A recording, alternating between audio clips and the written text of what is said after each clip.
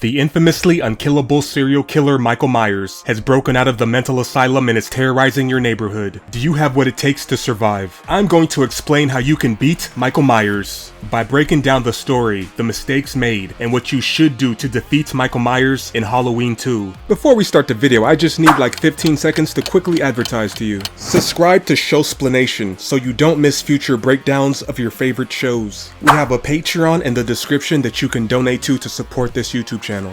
Don't forget to visit mebomber.com for cool and funny clothing. The website, mebomber.com, is in the description. Alright, back to the video. The movie begins with the killer's former psychiatrist named Dr. Samuel Loomis shooting Michael Myers 6 times in the chest, which causes the killer to fall off a second-floor balcony. A soon-to-be victim named Lori was cowering in a corner of the room and is thankful that Dr. Loomis showed up to save her from Michael. Dr. Loomis runs outside to check on Michael's body, but the killer has disappeared. The doctor finds a large amount of blood on the grass where the killer fell. This is good news. Heavy bleeding from multiple gunshots to the chest tells us that Michael Myers is human and not some kind of invincible supernatural creature. He's just a very physically and mentally resilient human with a strong tolerance to pain. So the key to beating Michael Myers is attacking the vital organs or physiological processes that every human body requires to live. If you prevent Michael from breathing, his brain cells will die if they are deprived of oxygen for more than 5 minutes. You can sever the spine to cut off all communication between the brain and the body below the point of injury,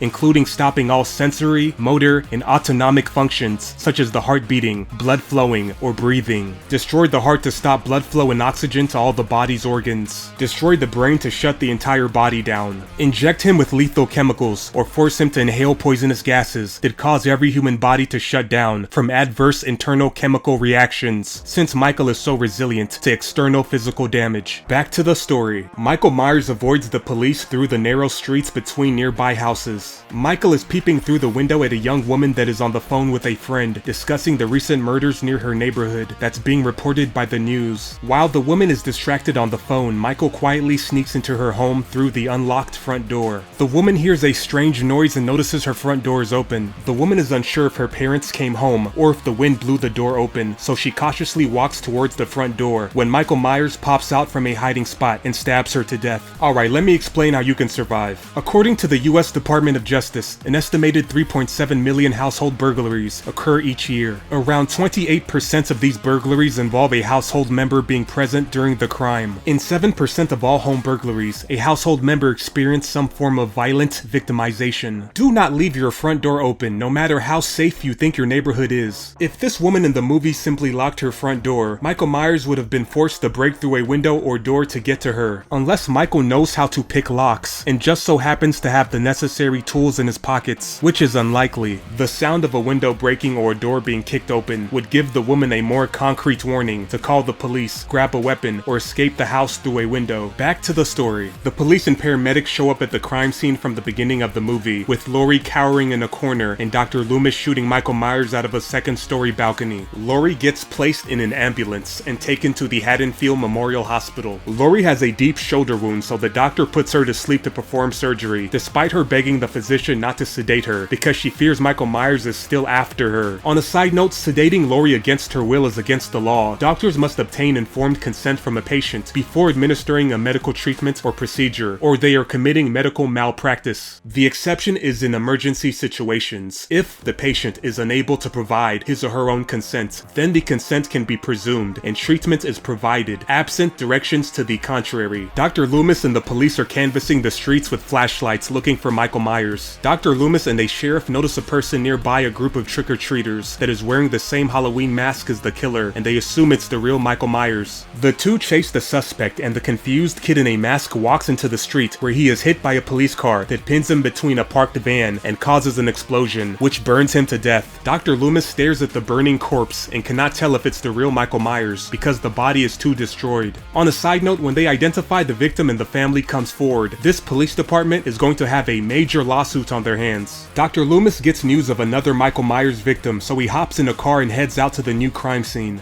The victim is the young woman from earlier with the unlocked front door that got stabbed. She's the daughter of a sheriff. The sheriff dad has an emotional breakdown and blames Dr. Loomis for allowing his patient Michael Myers to escape the mental asylum. Michael Myers heads to the Haddonfield Memorial Hospital after he hears on the radio that Laurie is there. A security guard is reading a magazine and does not notice Michael Myers on the security camera sneaking into the hospital. The head nurse tries calling Laurie's family, but the hospital phone line has been cut by Michael. The security guard checks out the hospital's telephone pole. Then he notices the lock to a nearby storage room has been broken. While investigating the different rooms in the storage area, the security guard gets surprised with a hammer to the head by Michael Myers. Alright, let me explain how you can survive. The incompetent security guard failed to ready his gun in his right hand while he investigated the burglarized storage area with a flashlight in his left hand. The average reaction time for humans to a visual stimulus is 1/4 of a second. There was roughly 2 seconds between the security man being caught off guard by Michael Myers hiding behind a door and the killer swinging a hammer into his head. That was enough time for the security guard to react to seeing Michael Myers by pulling a trigger on a gun if he had it ready in his hand and off safety, like he should have, while investigating an area he knows has been broken into. A coroner tells Dr. Loomis and the sheriff that the burned body of the mystery person in a mask that was hit by a police car is too young to be Michael Myers, so the real killer is still on the loose. An EMT and a nurse are hooking up in the hospital's hydrotherapy tub. Michael Myers sneaks into the therapy room and turns the heat up to the maximum on the hydrotherapy tub. The tub is too hot, so the EMT gets out to adjust the temperature. Michael Myers sneaks up from behind and chokes the EMT to death with a cord. Alright, let me explain how you can survive. You're not a martial artist, so trying to teach you some complicated self-defense movements that you will never practice or even remember in a week from now is pointless. A simple groin grab will suffice. Crushing the assailant's nuts with your hands will force them to release or loosen their choke because they are distracted by the intense pain, or they choose to refocus their actions on getting away from you because they've prioritized saving their testicles from being destroyed. Back to the story. Michael Myers sneaks up behind the clueless nurse who thinks he's the EMT that she's been hooking up with. When the nurse finally turns around and realizes who it is, Michael drowns her in the boiling hydrotherapy tub. There's no way to survive this death. The moment the nurse unknowingly allowed Michael Myers to get behind her and put his arm around her neck, it was too late. The petite woman doesn't have the physical strength to outstruggle the large male killer. The governor blames Dr. Loomis for Michael Myers' escape and demands he abandon this case, so a coworker and a sheriff are sent to personally escort Loomis back to the mental asylum he works for. Michael Myers sneaks into Laurie's hospital room and begins stabbing at the bed that he thinks she's sleeping in. Turns out it was just a pile of pillows under the bed sheets. Laurie is then shown in the hallway, urgently trying to escape the hospital. My question is, how did Laurie guess that Michael Myers was in the hospital without any warning in the storyline? Or did she just randomly choose this perfect moment to pull this fake body in the bed trick to sneak out of the hospital for no immediate reason? An EMT randomly stumbles upon the head nurse's dead body. A nurse finds Laurie walking around the hospital. Michael Myers sneaks up behind the nurse and kills her with a scalpel to the spine. There's no way to survive this death. Once Michael Myers already managed to sneak up behind you, only inches away with a knife, there's not enough distance between you both to react. Even if you finally recognize someone was behind you, unlike the nurse, Laurie limps away from Michael Myers, who is slowly walking after her. Alright, this is a major advantage that might cost you your life if you failed to recognize it. Michael Myers refuses to run, even when only a few feet away from his target. He still only walks after Laurie. He may be physically incapable of jogging and sprinting, or he just thinks he's too cool for that. Whatever the reason, use this to your advantage. Do not stop moving to try and hide somewhere. This only makes you a sitting duck that the slow-moving killer can catch up to. Keep moving and increasing the distance between you and the walking killer until you reach a police station or a civilian with a car that can help. Back to the story. Laurie runs out of the hospital. She finds an unlocked car to hide inside. Dr. Loomis on the car ride back to the mental asylum is told by his coworker the classified information that Laurie is Michael Myers' biological sister that was given up for adoption. Dr. Loomis deduces that Michael wants to kill his sister, so he pulls out a gun to force the sheriff to drive him to the hospital that Laurie's being treated at. Dr. Loomis and his escorts arrive at the hospital. Michael Myers finds Laurie hiding in the parking lot, so she runs back to the hospital to escape.